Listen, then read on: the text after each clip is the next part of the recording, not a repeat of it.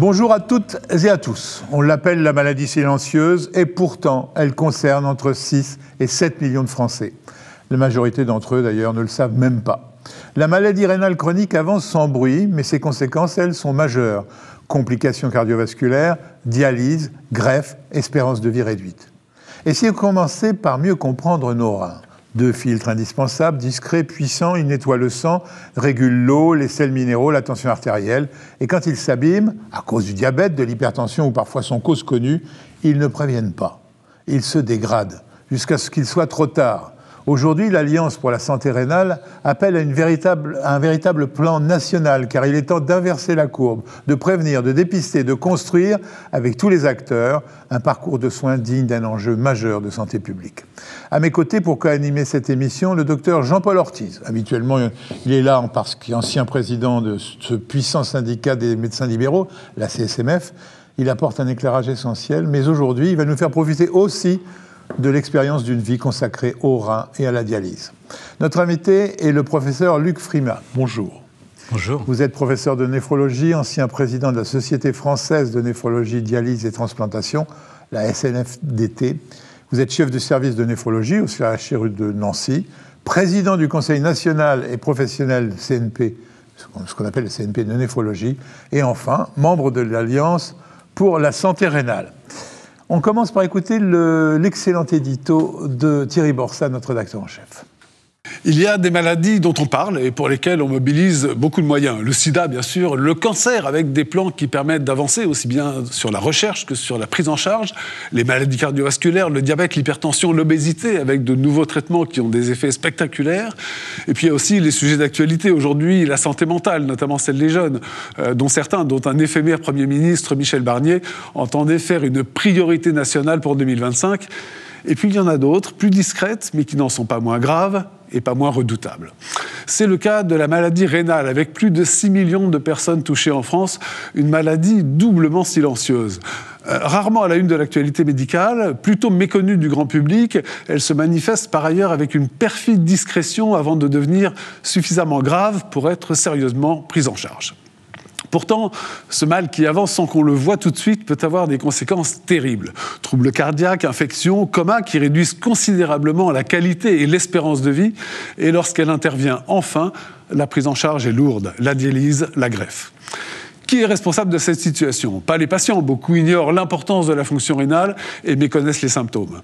Pas les médecins généralistes qui n'ont pas toujours le temps de repérer les signes de la maladie. Pas les spécialistes qui essaient de faire au mieux en développant la dialyse à domicile par exemple ou en jonglant avec un nombre de donneurs qui reste stable. Alors que faire?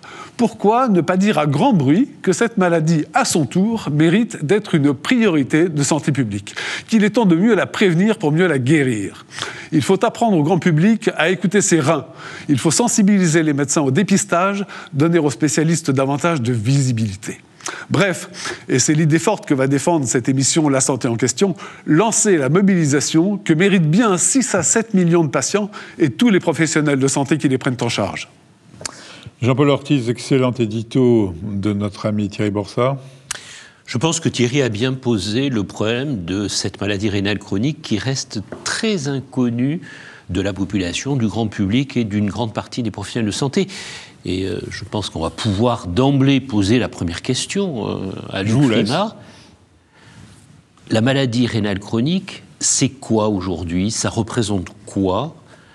Quelles en sont les grandes causes? Je pense que ce qui est nécessaire, c'est de représenter les reins. Les reins, ces organes doubles qui ne sont pas accessibles à la palpation par le médecin, qui sont vraiment tout en arrière de la cavité abdominale. Ce sont des organes qui pèsent 150 grammes, 300 grammes en tout. Mais comme je le dis aux patients, ce sont des organes qui sont extrêmement vascularisés, puisque c'est moins de 1% du corps, mais ils reçoivent 20% du sang qui sort à chaque fois de chaque systole cardiaque. Donc on a une circulation sanguine à l'intérieur des reins qui est vraiment extrêmement significative. D'ailleurs, je viens de dire du rein, parce que pour les professionnels, souvent on considère qu'on n'a pas 2 reins, mais un seul organe, un rein. Justement, c'est pas ça le handicap du rein, d'être double, et ce qui fait qu'il parle beaucoup, le rein parle beaucoup plus tard qu'un organe unique. Les reins sont doubles, certes, on peut vivre avec un seul rein, mais 99% des maladies rénales sont bilatérales. Hein, oui, ça... Mais pourquoi donc il met autant de temps à parler, le rein? Les reins sont des organes très résistants. Hein, ils peuvent longtemps s'adapter, se transformer, et la fonction rénale peut continuer de permettre aux patients longtemps de vivre relativement normalement, au point qu'il n'aperçoit pas lui-même les symptômes. Cela veut dire que, alors qu'ils reçoivent en gros un cinquième du débit sanguin cardiaque, finalement, ils ne parlent pas parce qu'ils compensent leur atteinte. C'est comme ça que ça se passe? C'est ça, exactement. Hein, le diabète, les situations de maladies cardiovasculaires, s'ils reçoivent 20% du débit cardiaque, c'est que plutôt qu'un filtre, on doit considérer les reins comme des vaisseaux. Hein, et si on a une maladie vasculaire, c'est une maladie qui va atteindre les vaisseaux. Donc le diabète, une maladie vasculaire, l'obésité, surtout aussi les maladies familiales sont des situations dans lesquelles les reins vont s'abîmer silencieusement avec un fameux DFG qui va diminuer. Un DFG, le débit de filtration glomérulaire. Alors le débit de filtration glomérulaire, c'est le grand marqueur de la fonction rénale. Hein, il s'estime, on a une formule qui permet de l'estimer à partir de la créatinine. La créatinine qui est La créatinine, quand je veux expliquer aux patients ce que c'est, j'explique que c'est comme quand on fait un feu de bois. Hein, à la fin, il y a les cendres. La créatinine, c'est la cendre des muscles. Bon, elle doit être éliminée en permanence. Les chiffres, c'est quoi? Alors, ce DFG, s'il est supérieur à 90, c'est la normale, les reins fonctionnent normalement. Entre 60 et 90, c'est une zone intermédiaire. Beaucoup de personnes d'un certain âge, au-delà de 60, 70 ans, sont à ce niveau de fonction rénale, mais ça n'est pas pour autant une vraie pathologie. Le seuil, c'est 60. Quand on passe en dessous de 60, là, vraiment, ça commence... Ça se teste comment? Créatinine. On fait un dosage sanguin de créatinine. C'est ce qu'avant, on appelait la clairance de la créatinine, qu'on estimait par une formule de Cockcroft. Oui. Il faut abandonner ça. Vous savez, je pense que les néphrologues, et moi je suis universitaire, on doit le reconnaître, on a tendance à trop compliquer. Oui, vous avez raison. C'est trop compliqué. Parce que là, vous avez un chiffre qui est l'équivalent de ce que l'HbA1c dans le diabète. C'est-à-dire que c'est facile à mémoriser, ce chiffre. Bien sûr. C'est comme le diabète. Quand on a un diabète, on va naturellement voir son ophtalmo une fois par an. Hein, parce qu'il faut protéger ses yeux. Là, protéger ses reins, c'est l'objectif. Alors, Jean-Paul, puisqu'on a un chiffre simple, on devrait se dire que le dépistage va être simple. Ça devrait être peut-être demandé systématiquement par nos confrères. On en est où de la réalité du dépistage en France? On en est à un grand retard du dépistage de cette population énorme. Thierry Borsat parlait de 6 millions de Français qui ont une maladie rénale chronique, à des niveaux, bien sûr, de gravité différents, et qui, malheureusement, pour la plupart, l'ignorent. Pourquoi ? Parce que, Luc Frimal l'expliquait, les reins ne parlent pas beaucoup, et qu'on n'est pas suffisamment attentif aujourd'hui, alors qu'on a des façons simples de dépister une atteinte rénale. La mesure de la créatinine, c'est créatinine dans le sang, c'est une prise de sang tout à fait classique. Et c'est ça qui donnera le DFG. Hein, c'est ça qui va donner le DFG. Automatiquement, sur l'ordonnance, c'est pas la peine de mettre DFG. Le dosage de la créatinine. Dosage de la créatinine sanguine, ça suffit. Et le chiffre de 60, on pourrait presque considérer que c'est un peu la frontière. Jusqu'à 60, en fonction de l'âge, il faut bien sûr l'interpréter en fonction de l'âge, on est tranquille. Mais en dessous de 60, il faut effectivement aller beaucoup plus loin. Donc ça doit être dans tout le bilan systématique. Oui, mais il y a un autre dosage qui est important, c'est un dosage urinaire. Qu'en est-il, Luc Frimal? Est-ce qu'il faut continuer à faire des analyses d'urine et comment on les fait? Est-ce qu'il faut faire les urines de 24 heures comme on faisait avant? Qu'est-ce qu'on fait aujourd'hui? Alors, les reins, ça fabrique les urines, hein, c'est ce que je dis aux patients. Donc, si on ne s'intéresse pas aux urines, on ne s'intéresse pas aux reins. Donc, quelque chose qui est important de souligner, c'est que les urines des 24 heures que les néphrologues ont inventé, Claude Bernard a inventé il y a plus de 100 ans, aujourd'hui, c'est fini. Hein, on peut faire un examen simple sur un échantillon d'urine à tout moment de la journée. C'est un échantillon sur lequel on va mesurer l'albuminurie. On ne parle plus ça reste d'actualité, l'albuminurie. J'allais vous poser la question. Oui, c'est la protéinurie ou l'albuminurie? Non. On oublie la protéinurie. La protéinurie, c'est un examen de spécialisation de néphrologue. Albuminurie avec créatininurie, on va doser ces deux éléments et on va faire le rapport albuminurie, créatininurie qu'on définit par l'acronyme RAC. R-A-C. Donc et lui, une fois par an, un DFG, un RAC. Et le RAC donne quoi comme chiffre Alors, le RAC, donc, ça s'exprime en milligrammes d'albumine par gramme de créatinine. Donc, on a deux seuils, 30 mg par gramme. En dessous, c'est négatif. Entre 30 et 300, le second seuil, on a une albuminurie qui commence à être significative. Au-delà de 300, elle est vraiment élevée, très importante.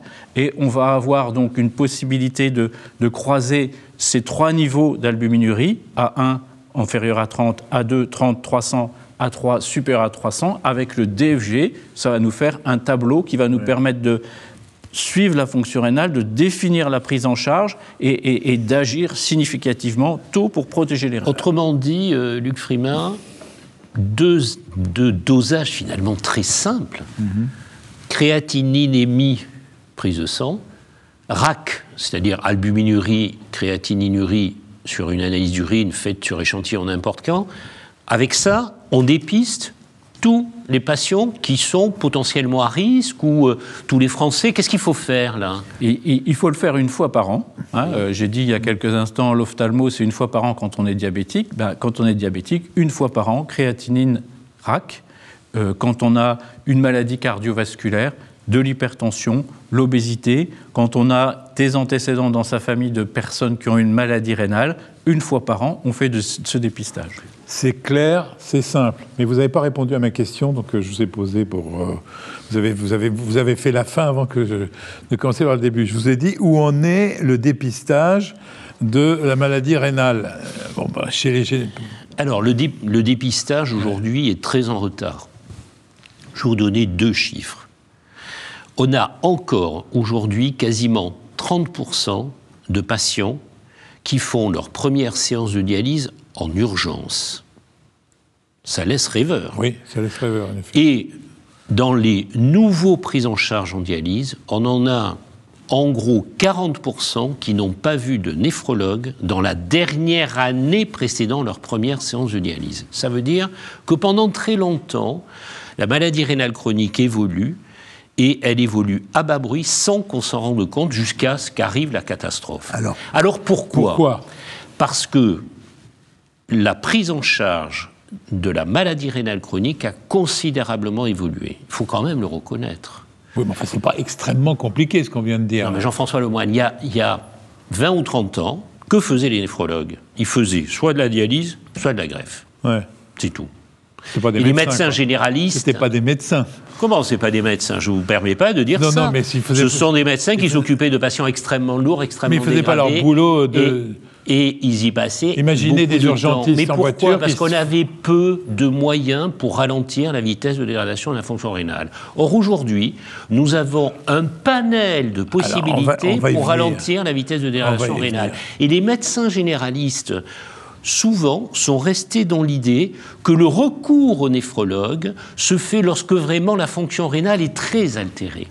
Et le message aujourd'hui que nous voulons faire passer, c'est qu'il faut dépister tôt et intervenir tôt parce qu'on peut le faire. Alors, vos commentaires appellent plein de questions. Première question, est-ce que les médecins généralistes savent le petit résumé que vous venez de faire ? Est-ce qu'ils savent tous ça ?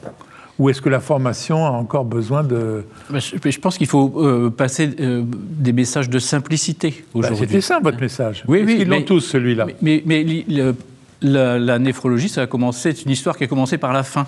On a fait dialyse, greffe dans les années 50, 60, 70. J'ai bien compris, mais maintenant, aujourd'hui, au temps T, est-ce que tous les médecins généralistes qui nous regardent connaissent bien ces règles simples de prévention ? J'ai le droit de dire non, hein. Ben, j'espère. Je pense que c'est pour cela qu'on en parle aujourd'hui. Hein. Si vous en parlez, c'est qu'il y a un besoin. Ben, il y a un besoin, il faut se mobiliser. On sait que dans les populations à risque au Royaume-Uni, environ 60% des patients ont leur examen annuel. En France, on est plutôt à 25%. Donc il y a une marge de progression très forte. Et ce n'est pas une marge pour dépister pour voir, c'est pour dépister pour agir. Si on prend tous les diabétiques, ça, c'est 25% qui ont leur... C'est ça. C'est quand même pas beaucoup. Quand même. Pas beaucoup. Ceux qui nous regardent, là, il faudrait quand même mettre la main à l'ordonnancier. Est-ce que ce sont aussi ces examens-là qui décident de la dialyse? Est-ce que... Bien sûr, lorsque les chiffres sont très dégradés, mais le problème, c'est pas de décider la dialyse. Le problème, c'est de faire DFG et RAC, c'est-à-dire créatininémie et analyse d'urine avec albuminurie, créatininurie, tôt. Alors pourquoi effectivement les médecins généralistes n'ont pas pris cette habitude-là depuis des années? Probablement, et je vais lancer une pierre dans le jardin des universitaires, probablement qu'à un moment donné, la néphrologie était tellement complexe que les médecins généralistes l'ont considérée comme une spécialité très complexe et le recours au néphrologue se faisait vraiment très tardivement à cause de ça. Et aujourd'hui, le message qu'on veut faire passer, c'est un message qui est simple pour que les médecins généralistes, parce qu'ils sont amenés à prendre en charge des patients à risque, puissent d'ores et déjà faire ce dépistage simple. D'accord. Donc il faut recruter des malades. Hein. Il faut améliorer la formation continue de façon à ce que tous les médecins généralistes puissent dépister simplement ces patients à risque. Et à la limite, la symptomatologie, on s'en fout, puisqu'on aura fait le diagnostic avant. Voilà, c'est ça. On doit agir avant que les symptômes apparaissent. Hein. Une des difficultés aussi pour les médecins non néphrologues, c'est qu'il y a eu ce message très longtemps du primum non nocere. Hein. D'abord, éviter des complications, des médicaments, etc. Aujourd'hui, il faut un petit peu faire évoluer ce message parce que avec des mesures déjà d'hygiène et des règles de vie assez simples, hein, de protection cardiovasculaire, avec des traitements qu'aujourd'hui on sait très bien manipuler, on peut vraiment être efficace. On va voir tout ça. Mais quand on dit que les signaux d'alerte, c'est moins grave, c'est quoi les signaux d'alerte quand même? On peut le rappeler? Alors, les signaux, cliniques, hein, je parle. Les signaux d'alerte, c'est l'hypertension artérielle, précocement. Oui, mais l'hypertension artérielle, elle a plein d'autres causes. Donc ça veut dire que j'ai tout hypertendu, il faut faire ces dosages. Mais voilà. C'est pas une hypertension élevée qui va signer un problème rénal. Non, mais les symptômes vont s'installer silencieusement. Par exemple, si vous avez une anémie liée à l'insuffisance rénale qui apparaît quand votre DFG passe en dessous de 30, ça va se traduire comment? Par une difficulté à l'activité physique. Mais vous allez vous adapter, le patient va s'adapter. L'anémie devrait être dépistée plus tôt que... Elle va se voir sur une biologie. Parce que ça, c'est quand même un examen qui est plus courant... que demande systématiquement... Oui, mais si vous êtes à 11 d'hémoglobine, est-ce qu'on va penser au rein? J'en suis pas certain. Ouais. Hein, il faut faire la créatinine pour y penser. Donc, c'est une sémiologie biologique. Hein, ça, c'est vraiment la caractéristique de la néphrologie. Et des symptômes qui sont silencieux, plutôt tardifs. Mais... Alors, le rein, c'est le grand oublié de la consultation. Ça, on a compris. Est-ce que, Jean-Paul, il faut une politique de santé publique à structurer autour du rein, comme on a fait pour le cœur? Oui, bien sûr. Bien sûr. Pourquoi? Parce que Luc Frimet le disait, on voit bien qu'il y a des patients à risque, diabétiques, hypertendus, pathologies cardiovasculaires, qui ne sont pas dépistés. Or, cette habitude de dépistage, bien avant qu'apparaissent les signes cliniques dont vous parliez, Jean-François, que ce soit la dyspnée, que ce soit le prurite, que ce soit les œdèmes, etc., je serais presque tenté de dire que découvrir une maladie rénale lorsqu'elle parle, c'est trop tard. C'est bien avant qu'il faut pouvoir la dépister. Et là, il faut, en matière de santé publique, que l'État, les décideurs prennent les décisions. On ne peut pas le rendre obligatoire, ce dosage? C'est quand même assez facile de... Il faut impliquer tout le monde. C'est le généraliste surtout. Oui, mais au-delà. Oui. Au-delà. Pourquoi, par exemple, un biologiste n'aurait-il pas la possibilité, lorsque, dans un bilan standard où il voit une créatinine élevée, de faire d'emblée un RAC, un rapport albuminurie-créatininurie, ce qui permettrait d'emblée de dépister des patients à risque lorsque le patient est diabétique ou hypertendu. Ils l'ont demandé, pour l'instant, la Caisse d'assurance maladie, la CNAM, refuse de le rembourser si ça n'est pas prescrit. Je trouve que c'est un peu dommage, parce que en matière de maladie rénale chronique, il faut impliquer tout le monde. Je vais prendre un autre exemple. Un infirmier ou une infirmière libérale, il a dans ses patients, des patients qui sont diabétiques, dont il s'occupe, eh bien, il faut aussi qu'il lui rappelle, comme le disait Luc Frima, il faut que vous alliez voir votre ophtalmo, il faut aussi que vous contrôliez vos reins. Professeur Frima, là, il ne va pas écouter Jean-Paul Ortiz, mais les médecins libéraux dont il était le président du syndicat il n'y a pas longtemps ont toujours freiné des cas de fer pour que les infirmiers, tout ça, fassent de moins en moins d'actes qui concernent les médecins. Non ? Aujourd'hui, on travaille de plus en plus en équipe et on travaille avec des IPA, on travaille avec... Oui, mais c'est une tendance qui a longtemps été refusée par les médecins, quand même. Hein, mais quand j'étais président de la CSMF, j'ai essayé d'impulser cette ouverture et ce travail en équipe pluridisciplinaire. Il y a un autre public, c'est les patients eux-mêmes. Et l'infirmier peut expliquer ce que c'est les reins, parce que le médecin généraliste comprend bien qu'il n'a pas le temps d'expliquer, et le pharmacien aussi. Oui, mais il a le temps de rien, sauf que ça, c'est essentiel. Ah, c'est essentiel, c'est sûr. Vous voyez toujours des malades qui arrivent beaucoup trop tard, vous, en fait, en règle générale. On voit des histoires bien regrettables de situations qui auraient pu être anticipées. On ne doit pas oublier aussi les situations de patients qui n'ont pas de médecin généraliste. Hein. Oui. Ça, c'est pas un petit sujet, parce que les personnes concernées par les maladies rénales chroniques sont souvent dans les tranches des catégories sociales défavorisées, des personnes qui n'ont pas l'habitude d'aller vers le soin ou de prendre en charge leur santé, quoi. Et donc il faut aussi leur expliquer, faire de la prévention. Les gens âgés dont je fais partie, hélas maintenant, reçoivent tous les ans de leur caisse une petite note disant « allez vous faire vacciner contre la grippe ». D'accord ? Et effectivement, ça nous fait penser qu'il faut se vacciner contre la grippe. Ça serait quand même pas difficile aujourd'hui avec l'informatique de prévenir tous les gens de tel âge qu'il faut faire ça. Enfin, je comprends pas qu'on ne reçoive pas encore ce genre de notes. En particulier pour les patients qui sont en ALD, mais je pense que vous avez complètement raison, Jean-François Lemoyne. On pourrait imaginer que, par exemple, un patient qui est en ALD pour un diabète ou pour une hypertension artérielle, tous les ans, ils reçoivent de la Caisse d'assurance maladie la petite liste des examens à faire ou des consultations à faire. Et ça participerait aussi dans la responsabilisation des patients, et ça les aiderait à mieux prendre en charge leur propre santé et faire du patient un véritable acteur de sa santé. Surtout que c'est pas grand-chose. Bon, alors comment un malade rénal chronique il évolue dans sa vie ? Ça se met à parler très tard, on a compris.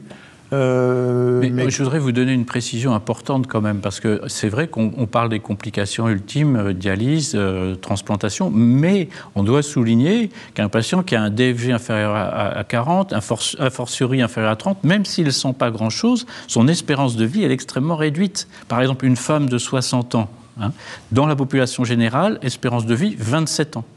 Si elle est au stade 5, en dessous de 20 de DFG, son espérance de vie est réduite à 7 ans.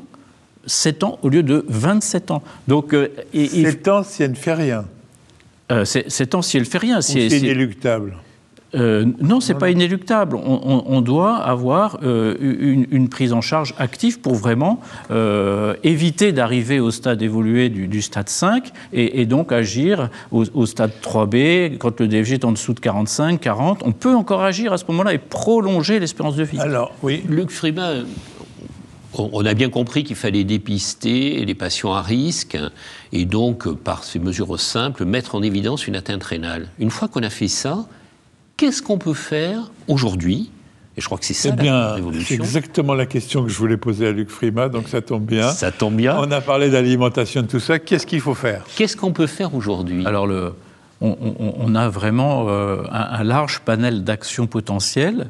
Le premier niveau, il est dans l'hygiène de vie, avec des messages tout simples qui sont en fait, je le disais il y a quelques instants, quand on met en place une protection cardiovasculaire, on englobe la protection rénale. Donc le tabac, c'est extrêmement mauvais pour les reins. Les reins sont des vaisseaux, le tabac détruit les vaisseaux, donc un diabétique qui fume, c'est vraiment catastrophique. Et moi, en consultation, un patient maladie rénale chronique qui ne fume pas, je le félicite. Je lui dis que c'est très positif. Je vais aller plus loin. Ça veut dire qu'on aurait peut-être dû en parler tout de suite, c'est que tout fumeur devrait avoir ces dépistages. Je pense qu'il faut rester ciblé sur les populations parce qu'en fait... les populations qui fument. Les populations à risque. Parce qu'en fait... Une population qui fume, c'est une population à risque. Un diabète qui fume serait encore plus important, maladie cardiovasculaire évidemment, etc. Mais tous les patients... Il ne faut pas aller trop loin parce que si on va à toute la population, on sait qu'on va dépenser de l'argent inutilement et on va rater notre cible. Alors, il faut être sur les personnes à risque. Tabac, on a bien compris. Sel, le sel. Alors ça continue le sel. Le sel, parce que vous vous souvenez des baguettes sans sel que les cardiologues ont fait manger à leurs patients, qui étaient immangeables et maintenant dont on ne parle plus. J'ai l'impression que c'est du vécu, mais... Non, c'est pas du vécu. Je dis simplement, c'est peut-être du vécu d'avoir vu ma mère acheter des baguettes sans sel et que c'était impossible à manger.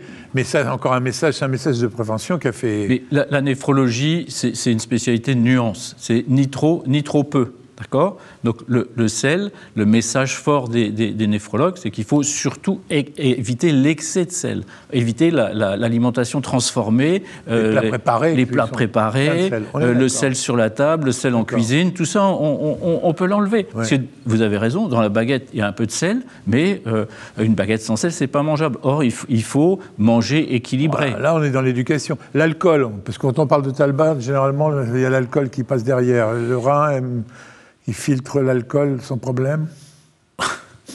L'alcool, c'est une histoire de foie plus que de rein. Oui. Le message numéro 1, c'est le tabac. Et les protides, parce que pendant très longtemps, on disait qu'il ne faut plus manger de viande du tout quand on a une maladie rénale chronique. Un seul œuf par semaine. Ouais, c'est extrêmement restrictif. On en est où maintenant sur les protides ? Il faut oublier le steak de 250 grammes. Ça, c'est vraiment complètement contre-indiqué. En plus, ça va vous apporter beaucoup de cholestérol, etc. Donc, une nouvelle fois, la nuance, il faut manger, quand on mange de la viande, un steak de 100 grammes, 80 grammes, c'est tout à fait suffisant. La restriction en protéines, elle devient vraiment une sorte de médicament à proprement parler quand le DFG est en dessous de 30, a fortiori en dessous de 20, où là, vraiment, on peut avoir des bénéfices en termes de protection rénale, des bénéfices très significatifs, en réduisant significativement sa ration protidique, mais ça se fait en association avec des supplémentations qui évitent les carences et sous couvert de la prise en charge par une nutritionniste qui est très, très renforcée. Vous n'avez pas parlé de médicaments dans la prise en charge de ce patient qu'on vient de dépister. Parce qu'on allait y arriver.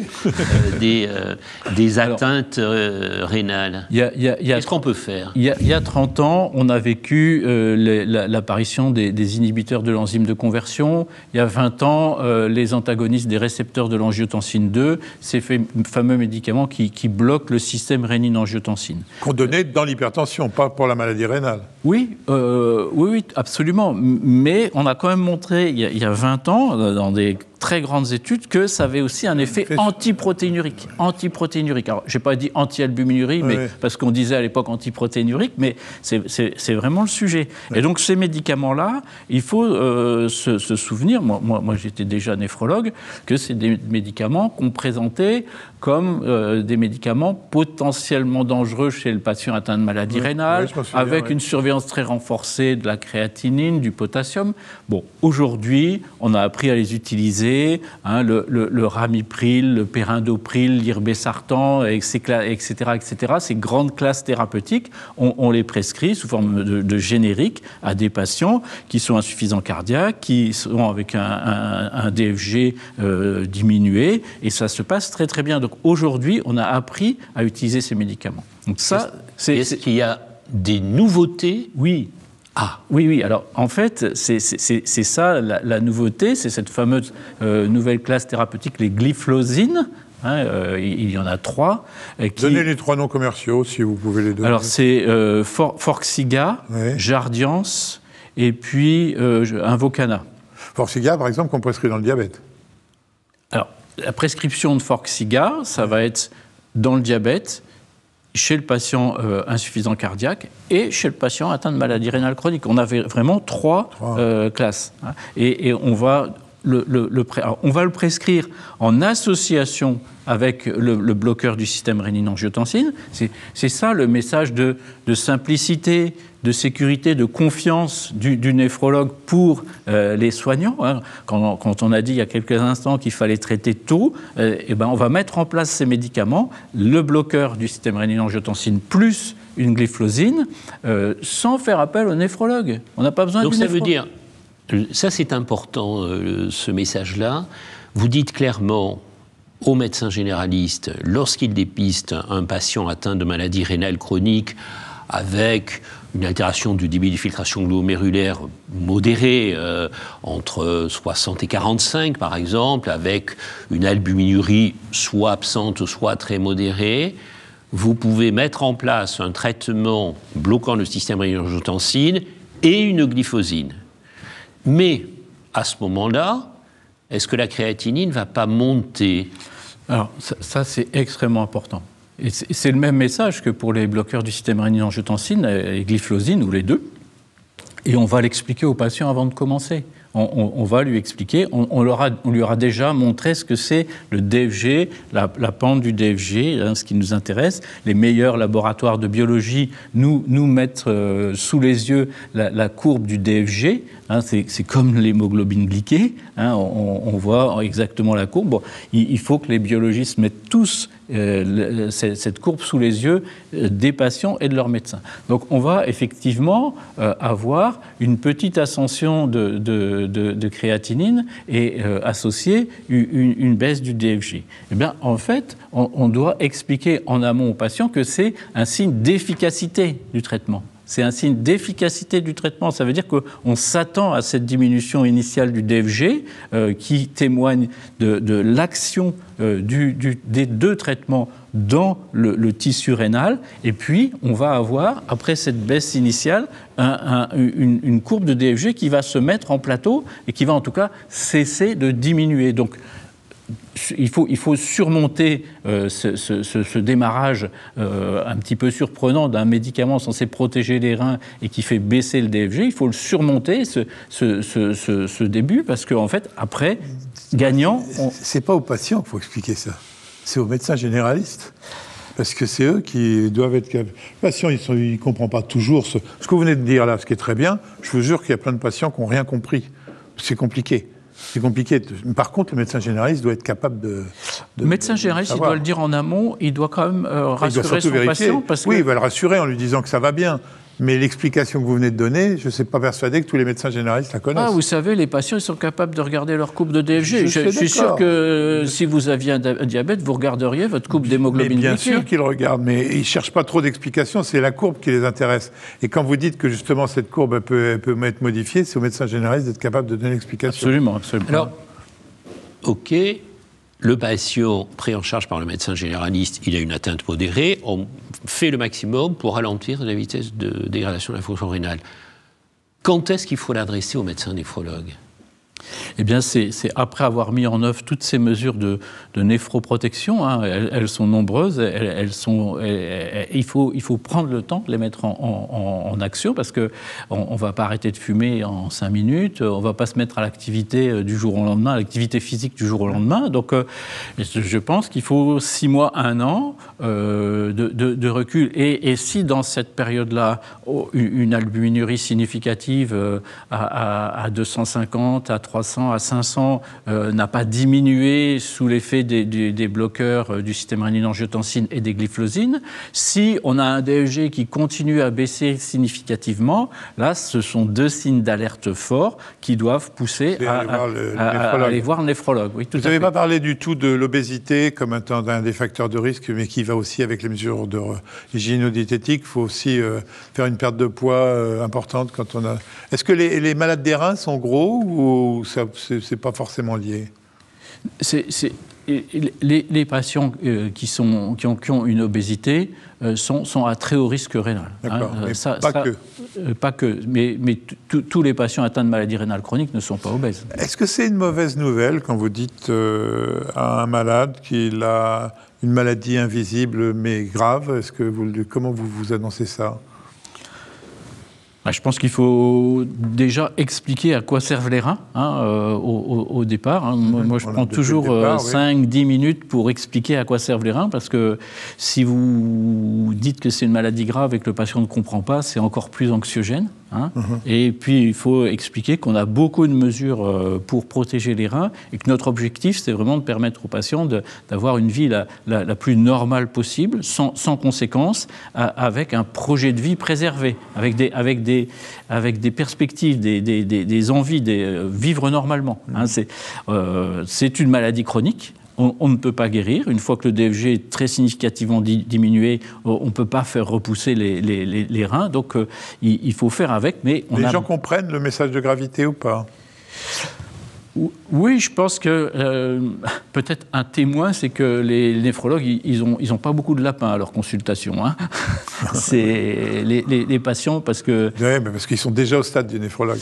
Oui, mais même les patients qui sont au stade 3B, ils reviennent, vous savez. C'est quoi le stade 3B? Le stade 3B, c'est DFG entre 30 et 45. Ah, oui. C'est là où on va un petit peu moins souvent chez le néphrologue. On est dans la zone charnière entre médecin généraliste et néphrologue, et on les voit, ces patients-là. Il faudrait déjà expliquer au grand public, on aurait dû commencer par ça, qu'avoir mal au rein, c'est pas un lumbago.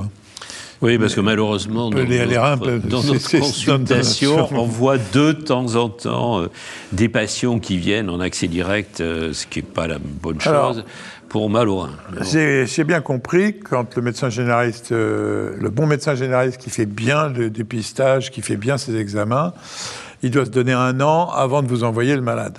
Du recul. Du recul, 1 an de recul. Qu'est-ce qui se passe quand il arrive chez vous, le malade, quand la dialyse est vite inévitable, ou il y a plein de choses avant de faire la dialyse?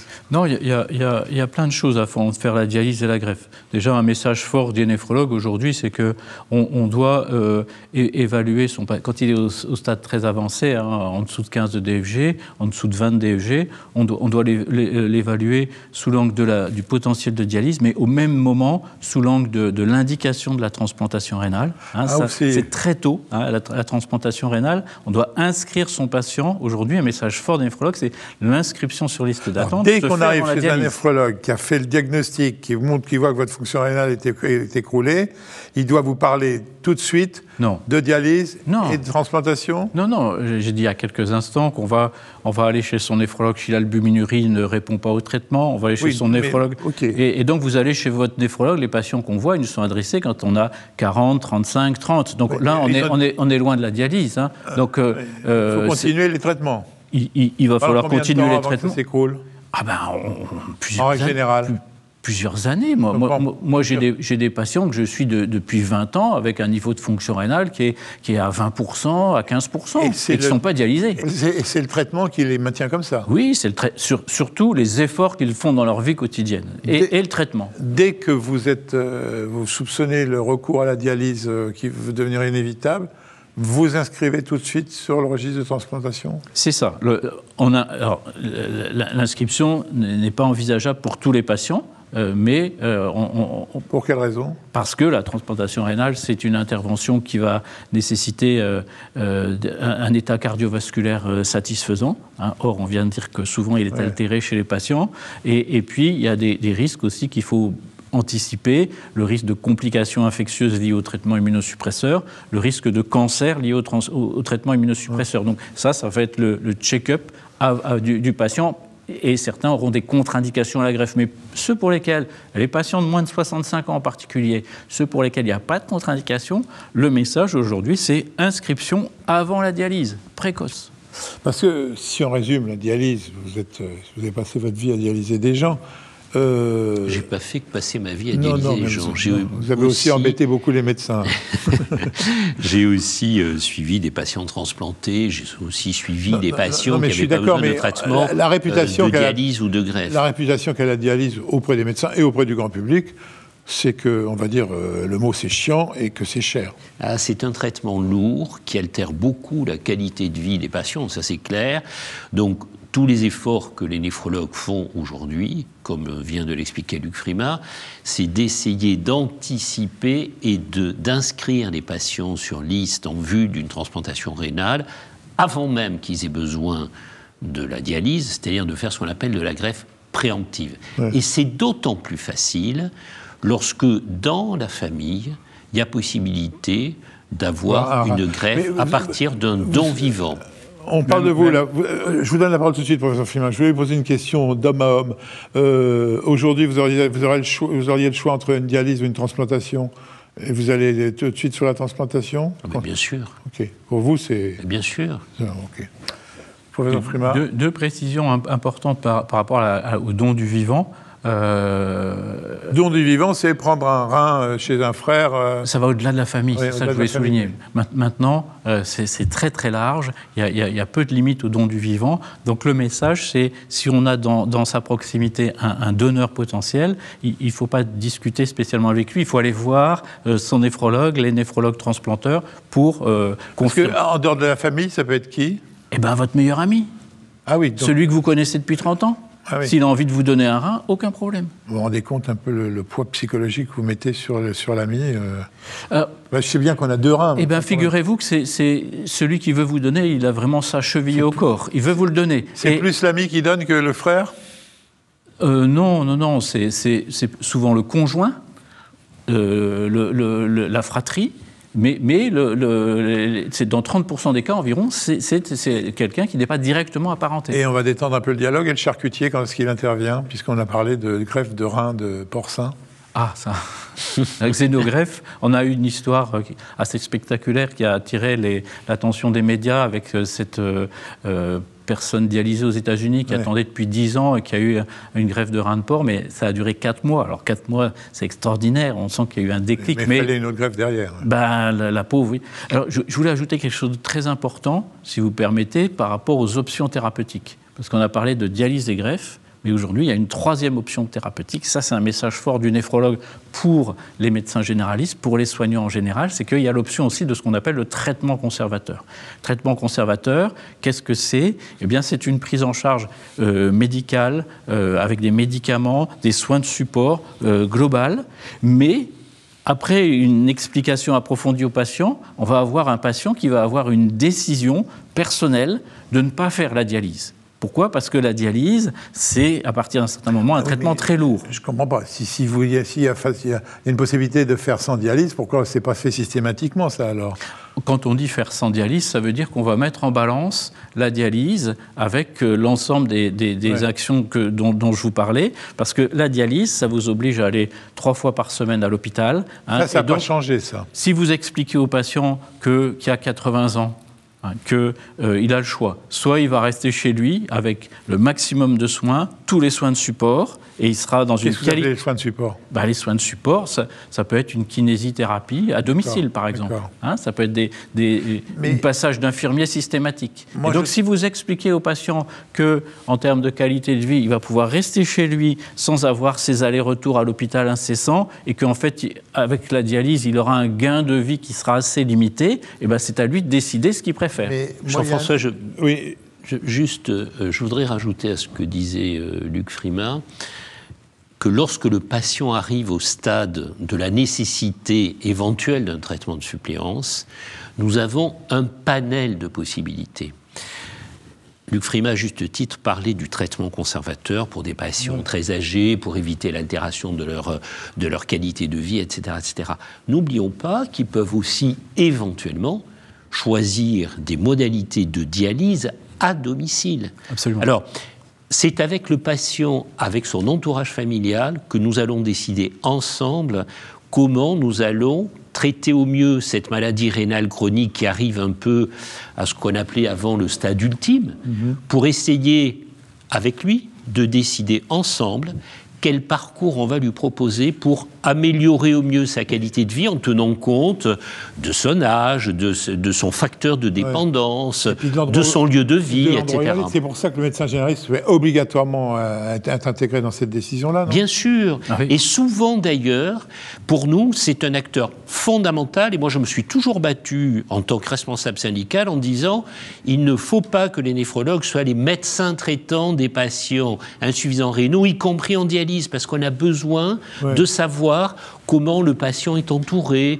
dans quel lieu de vie il est, quel est le roman familial, quelles sont ses contraintes, comment il appréhende la douleur, y compris la mort, etc. Est-ce que notre pays manque de néphrologues ou alors il n'y a aucune raison que les néphrologues piquent le boulot des généralistes ? Non, le pays manque de médecins en général. Est-ce que de néphrologues en particulier ? Le pays manque de néphrologues dans le sens où aujourd'hui le métier de néphrologue va changer parce qu'avant nous étions surtout les soignants des stades 5 et aujourd'hui nous allons devenir de plus en plus des médecins intégrés dans un parcours d'un patient atteint d'une maladie rénale chronique, dépisté au stade 3 et que nous allons accompagner le plus longtemps possible pour lui éviter le traitement de suppléance. On a parlé de l'infirmier, on n'a pas parlé du pharmacien. Il a un rôle à jouer dans ce combat-là ? Oui, certainement. Le pharmacien, il a un rôle de conseil, tout particulièrement auprès du patient, par rapport à l'adhésion, à son adhésion au projet thérapeutique, aux médicaments. On voit par exemple les pharmaciens qui sont extrêmement impliqués dans la prise en charge des patients transplantés, avec des consultations qui sont faites pour leur expliquer les enjeux de l'adhésion. Par exemple, pour la vaccination également. La vaccination est cruciale chez ces patients-là. On le répète sans arrêt. Oui. Mais le pharmacien joue un rôle aussi. Moi, on a parlé beaucoup de transplantation. Je voulais simplement poser une question à Luc Frimat. On en est où aujourd'hui de la disponibilité des greffons ? Est-ce que, parce qu'on regarde par rapport à d'autres pays européens, on transplante relativement peu en France par rapport à d'autres pays. Et est-ce que quand il y a un décès, on prend systématiquement le cœur, on prend les reins aussi, bien sûr. Voilà, moi j'aurais aimé qu'on aborde cette question justement de la disponibilité des greffons par rapport à ce qui se fait ailleurs. Malheureusement, il y a un différentiel très important entre le nombre de patients sur liste et le nombre de greffons disponibles qui se traduit par un temps sur liste d'attente qui est de plusieurs années, 2 ans, 3 ans, 4 ans, c'est un petit peu, ça dépend de votre... Pas de liste de priorité ? Si, il y a des priorités. Alors, il y a les super-urgences qui sont très particulières, je n'entrerai pas dans les détails, c'est hyper spécialisé, mais il y a des priorités qui sont aussi pour les personnes très immunisées dans le système HLA, pour leur permettre d'accéder à un greffon, mais sinon, l'équité est garantie par l'Agence de la biomédecine, avec un système de répartition. Un délai important. Oui, alors... Un message fort quand même qu'on doit passer, c'est que le sujet, c'est l'opposition aux dons d'organes. Il augmente actuellement 37%, et les Espagnols 15%. 15%. Pourquoi est-ce qu'en Espagne on donne plus facilement? Mais ça, c'est pas lié à la maladie rénale. Non, en règle générale, on fait beaucoup d'émissions là-dessus, c'est sûr. Juste un dernier mot avant qu'on parle de votre colloque, parce que sinon vous allez me reprocher de ne pas l'avoir fait. J'ai toujours entendu dire qu'après dialyse ou après transplantation, il y avait un bien-être important qui arrivait. Est-ce que c'est vrai ou pas? Parce que c'est un argument fort pour la dialyse et la transplantation. On va mieux? Alors, deux choses. La séance de dialyse est une séance qui souvent fatigue le patient. Mais lorsque le patient arrive à un stade très évolué, il est évident que la dialyse améliore sa situation clinique par rapport à ce qu'il était avant, sans dialyse, bien évidemment. Après transplantation, bien sûr, la qualité de vie du patient est transformée. c'est au prix d'un traitement régulier qui doit être pris de façon extrêmement sérieuse, c'est au prix aussi de mesures hygiéno-diététiques dans la qualité de vie, et c'est comme ça qu'on préserve le plus longtemps possible un greffon, mais il est évident qu'en transplantation, les patients vont beaucoup mieux. Alors, retenez bien cette date, le vendredi 13 juin, vous organisez un colloque.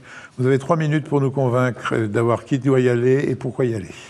Alors c'est un colloque qui aura lieu à l'Assemblée nationale et c'est ça le plus important, c'est que toute la profession, les néphrologues, les soignants qui sont à leur côté et même le monde médical considèrent aujourd'hui que la maladie rénale chronique c'est réellement un enjeu majeur de santé publique et il nous faut convaincre l'opinion, les parlementaires que ce sujet doit être pris en main, pris à bras-le-corps pour vraiment améliorer nos résultats et permettre aux patients d'éviter toutes ces complications qu'on a abordées. Alors quelque part, le contenu du colloque, c'est un peu tout ce qu'on vient de se dire là depuis le début de cette émission.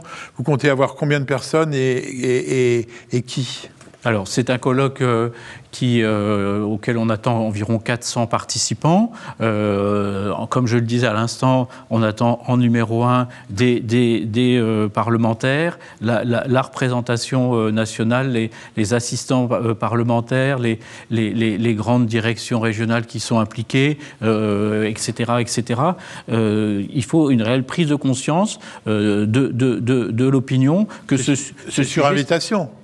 Il faut s'inscrire. Hein, les invitations sont disponibles. C'est pas fait pour les gens qui regardent, qui disent tiens, j'irais bien participer à ce colloque. C'est pas un colloque grand public. C'est pas un colloque grand public. Voilà, c'est pas un colloque grand public. Et les médecins qui sont intéressés peuvent essayer de. Alors, en invitation personnelle, donc sur inscription, c'est surtout effectivement les décideurs de ce pays que nous voulons toucher, pour faire de la maladie rénale chronique un grand enjeu de santé publique. Et notre but serait d'arriver à avoir un plan MRC comme il y a eu le plan cancer. Mais par contre, ce colloque pourra être suivi aussi en distanciel, là aussi sur inscription. Et là, le grand public et l'ensemble des professionnels de santé pourront le suivre. Vous avez 30 secondes pour conclure chacun. Alors on va commencer par vous, professeur Frima. Eh bien, un seul message, la maladie rénale chronique, c'est un sujet de tous les instants, tous les jours. Il faut y penser, il faut dépister pour agir et permettre aux patients, encore une fois, d'éviter toutes ces lourdes complications et allonger son espérance de vie avec une bonne qualité de vie. Message fort de santé publique pour terminer, Jean-Paul. La maladie rénale chronique, elle est au carrefour du vieillissement et des pathologies chroniques qui s'accumulent.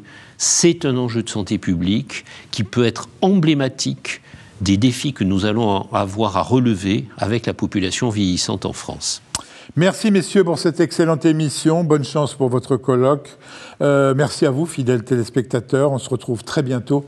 En attendant, portez-vous bien.